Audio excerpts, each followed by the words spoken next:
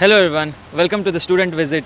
And I have visited Vijay, and he's from Houston, Texas. So we are at the beach. Which is this beach? Galveston Beach. Okay. And he's at the 5th month, I guess, right? Mahavidya Kamala, 6th month. Yeah. So can you tell us your experience of the Kundalini Sadhana, the past 6 months? How was it, and which deity influenced your life the most? And also, like, why did you enter this path of spirituality? Which event in life triggered you? I think the journey of the spirituality starts, especially when with the blessings of Mother. And it's been many years. I really exactly don't count when it started, but perhaps we all talk about midlife crisis and all that, right? At some point of time in my life, I was just questioning the existence of why I'm here, who I am. And I guess it starts from that question, and then obviously you dig deeper, and then the right people come into your life, whether it's different kinds of gurus or different kind of people, and everybody's an influencer in multiple ways, right? so everybody contributed, small or big, right? So at this stage, again, the most fascination part is everything is beautiful. Whether you look at the right side or the left side or the upside or downside, everything looks beautiful because it's all creation of Mother, right? So anyway, the point is that, to your earlier question about the 6 months program, at least the 6 months have really been very fascinating in many ways because of it has opened a lot of eyes in terms of logically connecting to the different deities and the purpose that they serve in our lives, right? The most influential deity till date today has been Ucchista Ganapati because maybe it's the first deity that we all share and like it say, the first deity who you first see and you share a lot of things with, that deity becomes an integral part of you. So to me, Ucchista Ganapati is the foundation and has been a very influential deity till date. I am at Mahavidya Kamala, and I'm yet to still get that kind of influence from any other deities as I've got from Ganapati. Yeah, truly. Ganapati has that childlike nature which attracts so many people. That is, first month, Ucchista Ganapati, he's like basically like us only. Like he loves to enjoy his time, and we are also in Kali Yuga enjoying all the activities. So it blends well with Ganapati's personality, and that's why we connect with him better. And also, like Bhairava and all, he's like detached, right? So we don't relate so much with Bhairava. But the thing is, in order to reach the Sahasrara, we have to imbibe the qualities of Bhairava and also the Mahavidyas. Mahavidyas are basically the raw materials, and these Shiva Tattvas are like the way we use those raw materials. Like Ganapati uses to enjoy, Bhairava uses it to detach himself, and Krishna uses it to create Maya. Vishnu also uses for creating dreams, and Akshobhya Bhairav uses it to Vishuddhi, that is to speak. And who is left? Hanuman uses it to do bhakti of Ram. So different Shiva Tattvas are teaching us different ways of using the Shakti. Shakti is all the Mahavidyas. So these are the interesting ones. But I guess the month all would enjoy is Dhoomavati. Everyone would enjoy Dhoomavati a lot because everyone are into depression and all that. So it will relate. I guess it opens up all the traumas and all, right? And it shakes the residues of your karmic contents that you have been carrying for many births, isn't it? Yeah, true. But when you say enjoy, you say enjoy because it lightens your causal body and your astral body to a sense that these things get dissipated, right? Yeah, like we will face depression on the face. Otherwise, like we are afraid of all the traumas, right? Like whenever we remember the sorrow, we run away from it. But in Dhoomavati month, we are facing our sorrows like champs. So that is the reason. After that month, we will be like Veera only. That is, we will be so brave enough to face anything, like how we did in the roller coaster ride. So how was the roller coaster ride? Oh, that was, like you said, the Kundalini just opened up and just it was one of the best things in terms of seeing death, or rather an experience of seeing nothing in front of you and takes you to the Shunya Avastha, right? That Avastha of absolute zero. Truly. Everyone has to try that. There is in the roller coaster ride, right? There are some points and where you click out. That is where you face death on the face, like facing Yamadharma on the face. And during that time, you click out from the reality. You are that adrenaline rush is so high that the vibration increases in your body. The Kundalini thinks that it is dying, and it tries to escape. But then again you come back to the reality when the roller coaster ends. So what it means is Kundalini is like a energy which stays only when you are alive. So when you are nearing death, it tries to escape. So that's what we are doing in Kundalini sadhana basically. That is, we are giving it a taste of death. That is, while doing sadhana, right? So you are sitting straight and you are closing your eyes. You are shutting off all your five senses. So what it means is you are trying to fool the body that you are dying. So that is what meditation is. Meditation means you are trying to fool the body but with awareness. During sleep you do it without awareness, and that's why you go to the astral realms through Mooladhara chakra, through sleep. But during meditation it is the other way. That is, you are going to the astral realm through the Ajna chakra. That is through awareness. You are being completely aware of the process of the astral planets, causal planets, and you are giving the Kundalini a taste of the higher chakras. So now the Kundalini is experiencing the taste of lower chakras. That is the lower three, Manipura, Swadhisthana and Mooladhara, like when we are in the physical realm. So that's how you fool your body. Basically, sadhana, meditation means fooling the body. So, and also Vijay, do you have any questions like regarding how to connect or anything or that sort? The 6 months have been a beautiful process of really, I mean, every sadhaka will have to strive, right?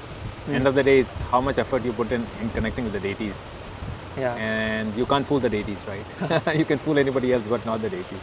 Yeah. So I guess the only question, if at all I have, is that different people at different vibration level have different. They won't. The difficult part is not everybody's journey is the same, right? So would you like to actually give some kind of a something to help all the sadhakas, because people are at different states. Some are able to connect, some are not able to connect. Yeah. Some may have the frustration of not being able to connect, whereas others are talking about experiences of having connected, right? So Yeah. what would be a best advice to everybody in terms of what they need to do in this 18 months program? Truly, for that, I guess the fourth service, that is the astrological chart reading, will help. That in the Shodasha Varga chart, there are some charts which tells about the spiritual inclination. So that if you read that chart, right, which tells us about our past life sadhana, present life progress, then we'll understand which path suits us, which path of spirituality suits us. And also, when we are starting from Ganapati, it's always good only, because the Ganapati himself, Ucchista Ganapati himself, will show us the path which is suitable. So some may choose Kriya Yoga, some may choose this Kundalini sadhana of the deities, some may choose other paths like, what other paths Raja are there? Yoga, Karma Yoga. Yeah, Jnana Yoga, like Advaita, just hypnotizing yourself about the false world, about the Maya, telling yourself that Maya is not real. So that also has significant impact on the consciousness. But ultimately, I feel sadhana itself is the most suitable for this generation, because it helps us raise the Kundalini beyond the three chakras, the lower three chakras. So, and yeah, the beach is really beautiful. So beautiful, the creation of Mother Earth, right? Yeah. So, yeah, yesterday we went to that Indian restaurant, right? Like, what was the name? Sarvana Bhavan.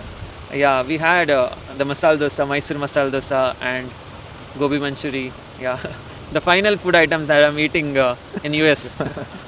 Soon coming to India, guys. Like in 2 weeks, January 7th and January 11th will be the Project Kali meetup in Bengaluru. So everyone try to come. And So I had a question for you. Finally, since you're talking about going back to India, right? yeah. So you're the only one who has told the US consulate the right thing about going back to India after doing your degree, right?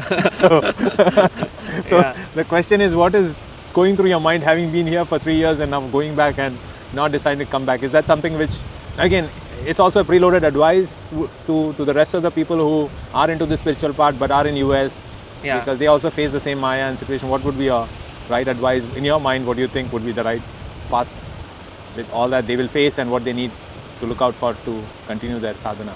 Oh, you mean the Indians who are there in US, or I mean, the ones? Yeah, the ones in US, right? Maya is very prominent when we True. go across, right? So Yeah, due to lack of the mantra sadhana energy, that is temples and all.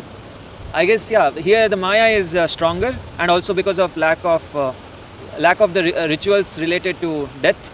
That is since the bodies are buried and the funeral is not performed ritualistically. There are a lot of atmas, astral beings are roaming around, and the thing is sometimes they try to influence our minds. That is, when we are working or when we are studying or when we are trying to meditate, they try to influence our minds.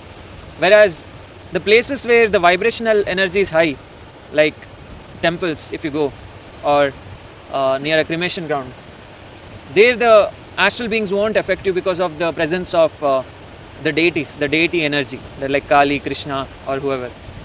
So I guess for meditational purposes, the eastern side is good. That is where people do a lot of sadhana. So it's like contact high only. Like when two smokers are smoking together, and like the other third person, even if he doesn't smoke, he'll be high because of the two smokers. And similarly, if we are doing sadhana in a place where all are doing sadhana, then the impact, the results are faster. Yeah, that's what I think. And whoever has made up their mind regarding samadhi, I guess they have to visit India and continue their sadhana.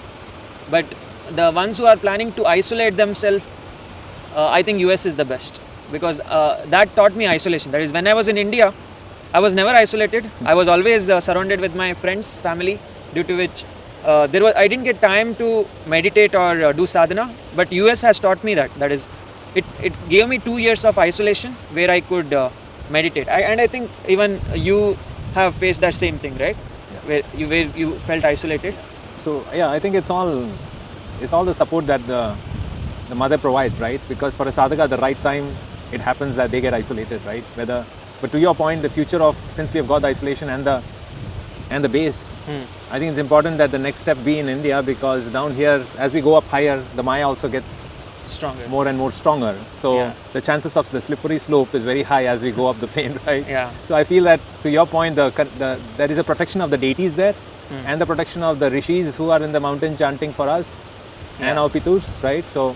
Yeah. And again, I think it's also important not to take additional karmic content from this place, because then you will be reborn again to come back here if you have taken. So anyway, long story short, I feel I agree with you. I think it's important for us to decide to be closer to where our deities are stronger. Yeah, true. So then anything else you would like to say to the audience? No, it's been a perfect 6 months. I think I'm just looking forward to really be part of this journey, beautiful journey, and connect with the rest of our students. I'm sure you all are meeting up in Bangalore. Yeah. It's going to be a good time. I think once you're back in Bangalore, we should arrange for a meetup. Yeah. And we should actually look forward to see how we can support this entire program further, right? Yeah. Because we wanted to reach as many seekers as possible and they will get attracted, right? Your videos are reaching out to the right people and they're coming into this program. Yeah. And what about the next, are we going to some temple? Yeah, evening we are actually going to the Madhvacharya temple here. Okay. And also there is a good, beautiful Hanuman statue of 108 feet. So that's one of the largest Hanuman statue in US. So we're going to go to that temple. And then we will take you to a place where you can have additional masala dosa. Yeah. After coming to India, I'm going to eat a lot. It's 10 kg pakka increase. I don't mind. Yeah. Thanks Vijay for inviting me over to your house. Your house is really beautiful, and also Mukundananda ji has Swamiji has come and stayed there, and I think he was one of those ones who I had the opportunity to serve. So anyway, thank you Aditya for taking the time, and really thank you for this podcast. Really, this was unexpected, but the beach and the podcast is really good. Thank you. Yeah. I'm getting to sleep in the same bedroom as Mukundananda ji. That was a really good blessing. Yeah. Okay. So thanks guys for watching, and I hope everyone reaches the 18th month to Shodashi. Yeah. Jai Mahakal. Jai Mahakal.